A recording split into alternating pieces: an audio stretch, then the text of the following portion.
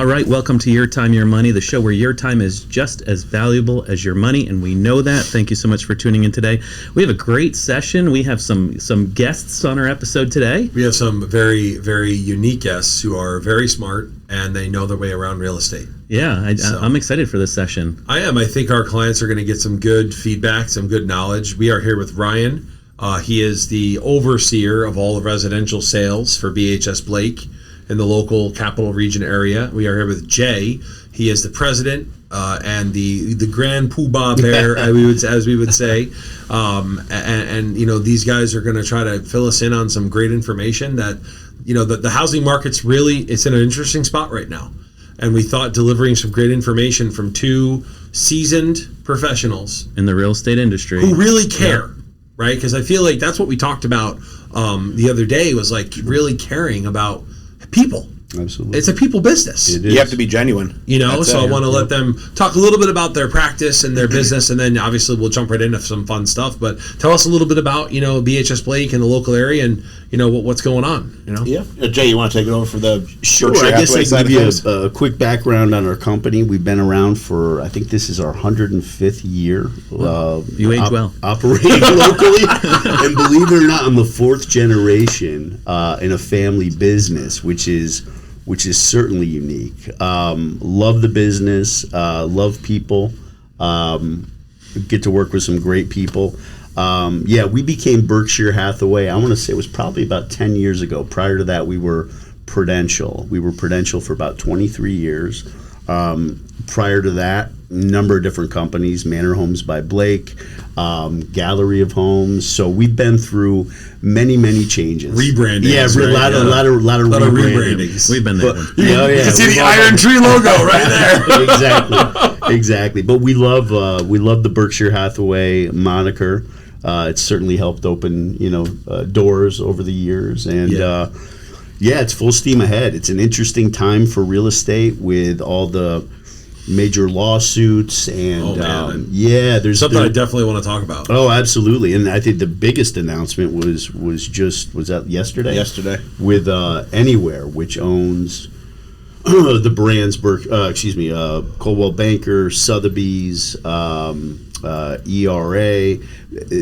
They were acquired by Compass. And Compass is, one of the fastest growing real estate companies, and it's Robert Refkin, I believe, that runs that. Really interesting guy.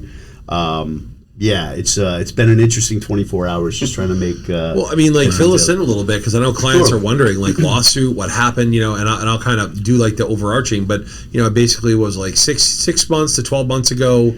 I started to get traction in the local and national media, where real estate agents were kind of found to be at fault, or not at fault, but in a situation where there was too much charging going on, right? For the amount of work being done, right? What an agent was making wasn't really adding up. So help our clients understand what that really means. Yeah, there was a lot of misinformation out there, after the lawsuit, and you want to take this one? Yeah, it's good. It's good knowledge. It was Morrell started it. Yeah. So it was over in Missouri. Here we go. And what they were saying was that the seller's agent was not disclosing how the commission would be paid. Oh, okay. And it's a wild thing to look at, because I read the contract over in Missouri. Right. And the Missouri spells it out. It's an 8-page contract. It spells out everything from, you're going to pay your listing agent this %, you're going to pay your buyer agent this %. Sure. And what they found was that there was a little bit of what they thought was collusion. Oh. And they thought that... driving up the prices. Right. And they thought that the MLSs were all in on it, right? Because we would put our offers of cooperation on the MLS. So we would say, hey, you want to bring in a buyer, we'll pay you 2.5% or 2%, whatever number that is. Okay. And what the attorneys were saying was that, well, the higher the commission, the more likely that buyer agent would be to show that property. What they're alleging is that we're only steering our clients to the houses that pay the highest commission. Right. Which is not the case at all. Gotcha. So the real big changes, and they're not really that big changes, is that we have to remove the offers of cooperation from the MLS. Okay. Right. We have to have two separate entities. We have to have our agreement with our seller clients. we have to have an agreement with our buyer clients. Right. It's the way it should be, and that's the way it's always been done. Yeah. But once you get lawyers involved, and they're saying that we are They price try to fixing. twist those words around, right? There's money to be made. So it was a huge cash grab. They were saying that Money to be big time, we were price fixing, Yeah. but guess what? The attorneys got their fixed price on the lawsuit. Right. So everybody has, their fees, their prices, and everything. like- It's such but- a competitive industry. It is. You know what I mean? And, I was just going to go there. Like Ryan, we talked about best interest and taking care of people. And the reason why you're here right now is because I trust you. And I know if you're my realtor, right, you're going to take care of me. And that's a hard thing to find nowadays. Right, everyone out there has gotta. I can get you a better deal, or I have this opportunity, right? But is that person really taking care of you? No, it's right, and that's the hard part. That's the hard thing to find. Yeah. There's a bunch of great realtors, but there's also ones that are out there that are faking it till they make it. Right. They watch Selling Sunset and they think that is the life. That is what they want to do. That's a Netflix show, by the way. Be prepared. It's got some very dark undertones. They lease their BMWs, and nothing against people who have BMW, but Right. a lot of times is they'll have it for a showpiece. And they'll have it for that. And You ever see them? You ever see the movie with Gordon Gekko? Right? oh yeah, Wall Street. yeah. Wall Street Charlie action. Sheen's been making the rounds lately. I've seen him on every talk show. Well, it's one of those industries where, it's with any profession, if you self-educate yourself and continue to, Correct. you should be getting better as your career goes. I know I went to look at a house not too long ago that came up in our neighborhood just to look at it. Yeah. And when I went in the basement, the insulation was cut 4 feet high. There here were we water go. lines down. Water damage. The furnace was up on blocks, Yeah. and I went up to the agent that was listing it upstairs. I said, well, how often does this get water? And she's like, oh, it doesn't get water. And I'm like, You sure about that? I'm not Sure about that? a contractor, but I kind of can tell when there's Sure. been water in a basement. Yeah. But but to your point, Education's a big piece, and, Yeah. and you never stop learning in this business, especially now. I mean, things change all the time. Yeah. You've got to be informed. Absolutely. Well, I mean, I think it's important too to understand that there's a certain amount of clarity that a seller needs, and knowing that, sometimes there's ramifications. They want a certain buyer, they want to sell to a family, or they want to sell to someone that they know. Sure. There's an element of truth that they have to come to, and sometimes they need help. They need that person, right? Absolutely. I've heard people make the argument, just like in our field, I can do it on my own. Right? You can until you can't. Exactly. Right? Yeah. Until you need something. You don't know what you don't know. Right? Until something happens where it blows up in your face and you didn't realize you needed one of 12 things in the home selling market that you absolutely need. Yeah. But, I always urge people, especially those who try to make the argument, I can do it on my own. I'll go to Fidelity. I'll do it on my own. Well, that's great. You're going to save a lot of money, but you're going to cost yourself money in the meantime. You're going to end up costing right? yourself quite a bit. So from a of money, client standpoint, what are some things that they can ask a real estate agent to kind of test the waters? Because the average person just, I know this name, I'm going to go with it. I know this guy but or this But they gal. really don't think Sure. about the questions they should be asking a Sure. real estate agent to see what their knowledge level is and whether they're comfortable listing with them. Sure. I think the biggest thing right now in our local market, there's probably about 4,200 realtors, I'd say. Yeah, I think about Oh, wow. 4,000 in the MLS, right? And Yeah. so the old Just saying is, local. if you don't have a friend in real estate, you have no friends. Right. And I think true. it's one of those things. In fact, I know you have to separate your friendship. Just because you're friends with somebody doesn't mean they are the most qualified person to sell or help you find a home. This is, in most people's cases, the biggest financial decision of their life. Yeah. And I've seen time and time again, people get burnt because, I'm just going to use Cousin Johnny. Right. Well, I got cousin Johnny. Yeah. who sold 0 homes, doesn't have any knowledge base. The real estate course itself through New York State is 77 hours or something. 72 hours. 72 or hours, 75 or whatever. right? It's ridiculous. You could do it online in 2 weeks. Right. It takes more hours to become a barber than it does to become a realtor in New York State. Isn't that amazing? So, when you're talking with your realtors, I know. And I just don't see much Barber at all. Well, but you know what you're saying. You don't need it. You don't need any particular degree. You don't need any particular training. But the crazy part, Ryan, that is true for the financial world as well. You have to pass your Series 7 and 66. If you're smart enough to do that, that doesn't mean that you have the knowledge, experience, Absolutely. and understanding to give advice. It just means that you're licensed to. Yeah. So we all start with 0 sales. Correct. Right? I started real estate. We start at zero. Sure. But what is your support system? What is the team that you have behind you? So that's what a client should be asking. What is your support system? Big one, and I think sometimes too, experience. Sometimes your greatest asset, your greatest weakness. Even newer agents, if you've got somebody who's young and hungry and ready to do the work. So the care factor. Yeah, I think the care factor is right? good. You're not going to get an 800 number, right? Because that's how we work with our clients. Yeah, you're going to pick up the phone. If you call us on a Saturday, right. odds are we're probably going to pick it up and go, "Hey, is everything all right?" Absolutely. Like, what's going on, right? Or if you shoot us a text we have a texting service for for FINRA. But like, if you shoot us a text, like, we're going to text you back. Right. Well, I think that's key too in any sales is motivation and energy. Absolutely. Right? Yeah. And it's genuine care.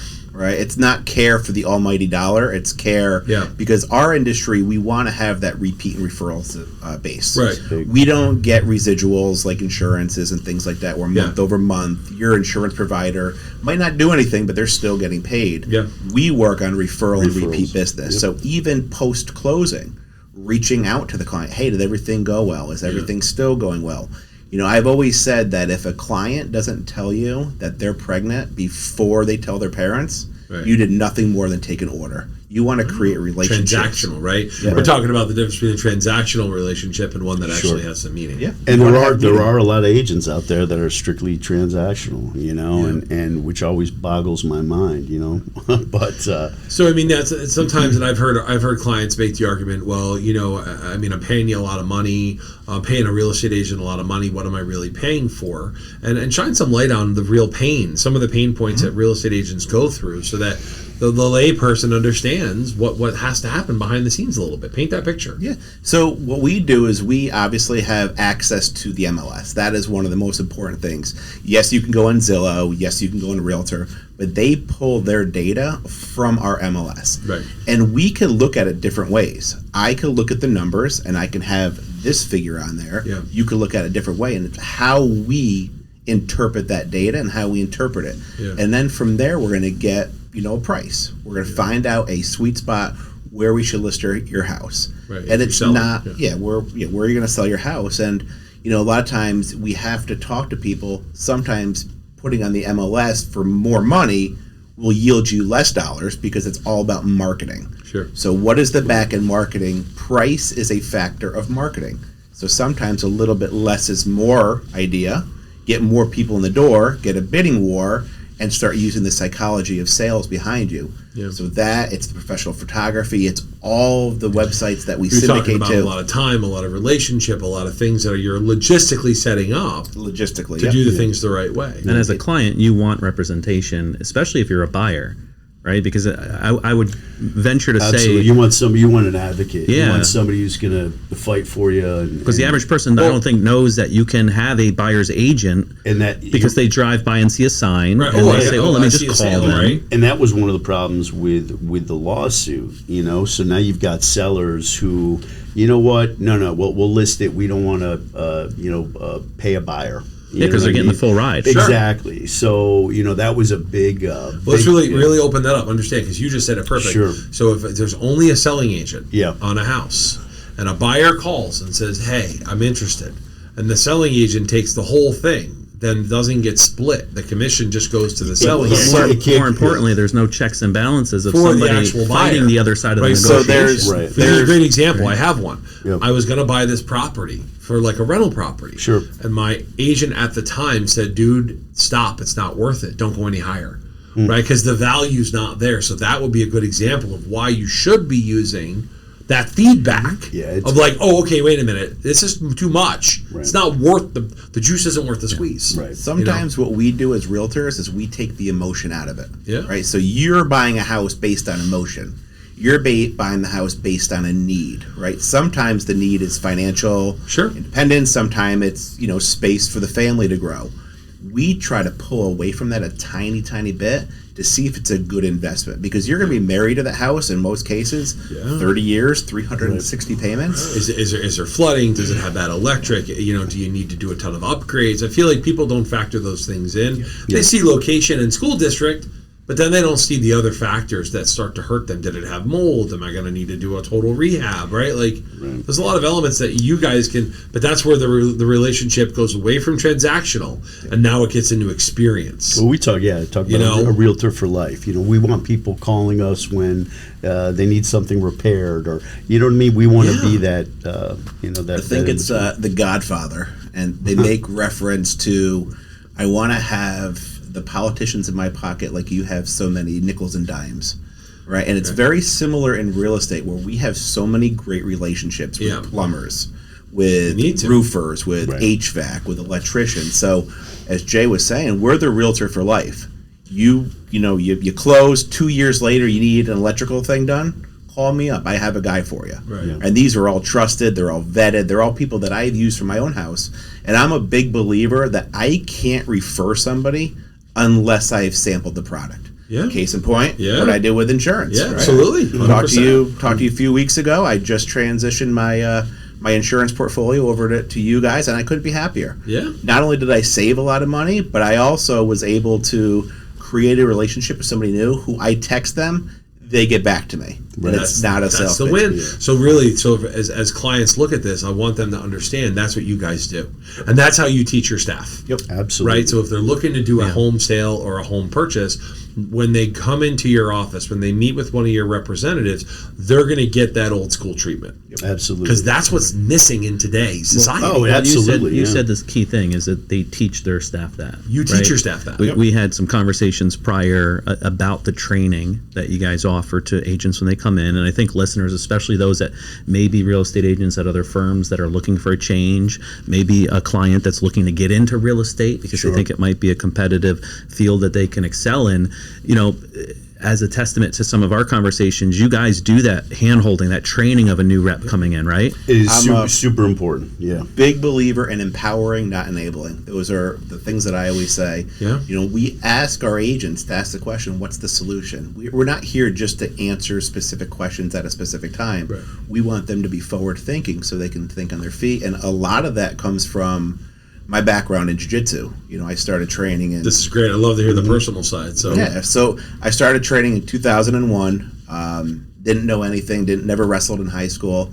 And I started training and working up the ranks. And what I quickly realized is if you don't train, you're going to get your ass beat. You're going to get beat up. You're going to get beat up bad. And there's nothing worse than that. And now, metaphorically, in real estate, if you don't train, sharpen your skills. You have to sharpen your skills every single day. So what people don't know is that Ryan is a tremendous jiu-jitsu practitioner and former. Let's just throw that. Listen, if someone attacked him out there, it's like you're talking about the Joe Rogan show right now. Like the reason jiu-jitsu, exists is so that guys like Ryan can beat up guys like me if I didn't know what I was doing. Well, but I know what I'm doing. I thought that's the reason Smith and Wesson. Don't forget, Smith and Wesson always wins. The Colt always wins. It's funny in jiu-jitsu, right? I always say it's the great equalizer. It is. And, we have one side, which is skill and technique, and the other side of the coin is sheer size, and you're a big fella. And there's a certain point where jiu-jitsu just doesn't work anymore. It doesn't. It's like you could teach me as much as you want how to dunk a basketball. There's no shot I'm ever dunking a ball. I have no hops. And I remember we have a mutual friend, Chad Hoteling. Chad. Big shout out to Chad. Former coach for Colony. Love you, Chad. And so funny enough, I've helped him and his family with a bunch of real estate transactions. And I can remember we were training, and now Chad's a big dude, and I caught him in a leg lock, and I was like, I got this guy.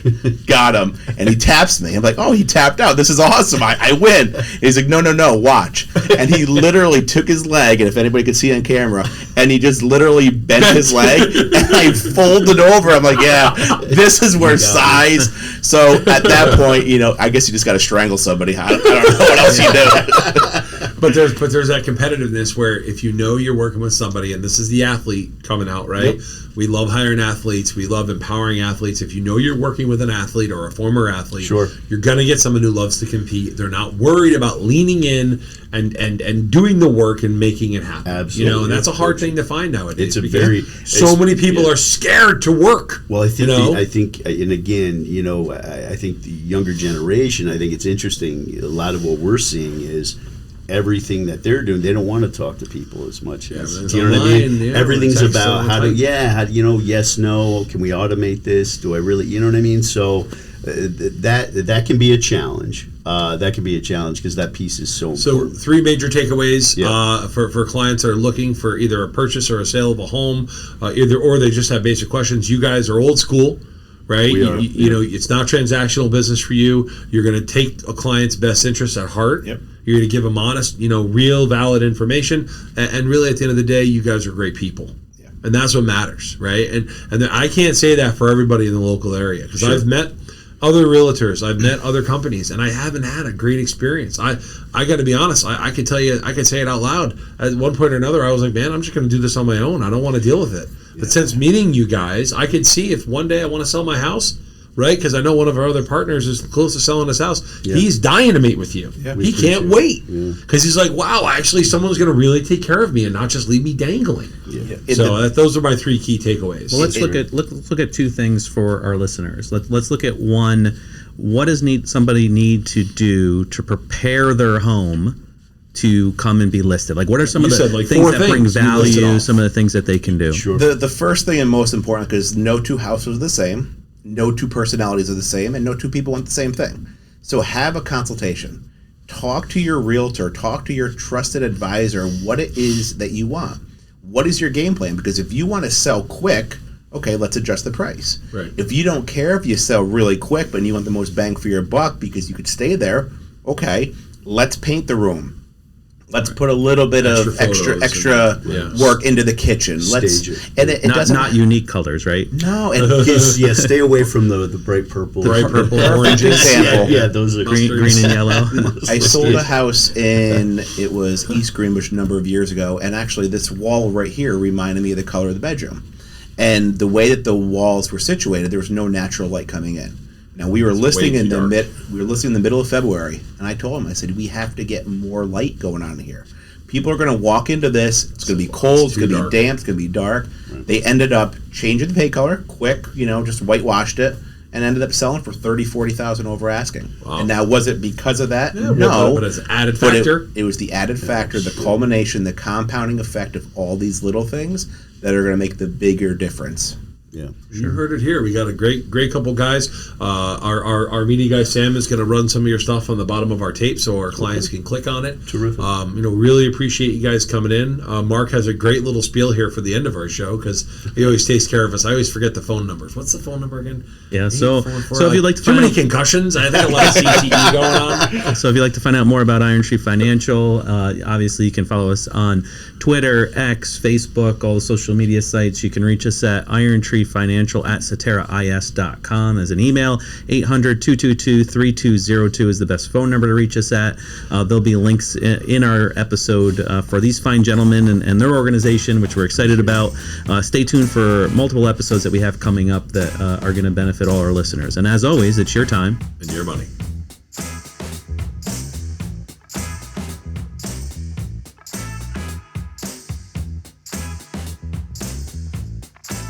All right, guys, thank you for tuning in to another episode of Your Time, Your Money. We really appreciate it. If you enjoyed today's episode, please feel free to share this with friends, family, coworkers, anyone else that you think might be interested. If you do have questions or topics, you can always email them to irontreefinancial@ceteraIS.com.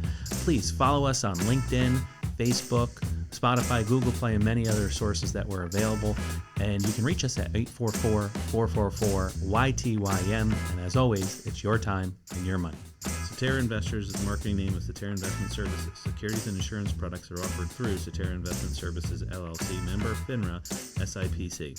Advisory services are offered through Cetera Investment Advisors, LLC. Cetera is under separate ownership from any other named entity.